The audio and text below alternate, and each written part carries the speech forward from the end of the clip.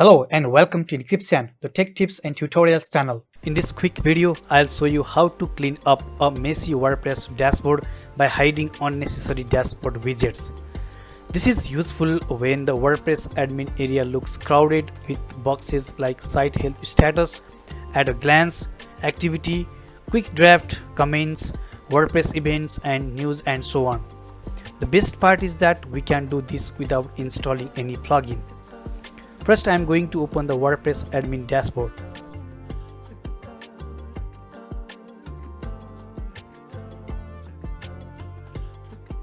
After logging in, this is the default WordPress dashboard.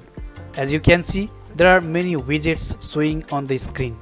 Some of them are useful, but many times they are not needed every day. To clean this up, go to the top right corner and click on Screen Options. Once you click it, WordPress will show a list of dashboard boxes that are currently enabled. Here you can simply uncheck the widgets you do not want to see. For example, we can hide Quick Draft, Activity, At a Glance, Site Health Status, Comments, and WordPress Events and News. As soon as we check them, WordPress removes those widgets from dashboard. Now the dashboard looks much cleaner and easier to work with. One important thing to understand is that this setting does not disappear after logout. Let me log out from the WordPress admin and log in again.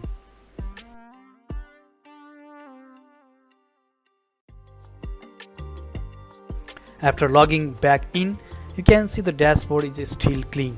The widgets we removed are still hidden. So this change stays saved for this WordPress user account.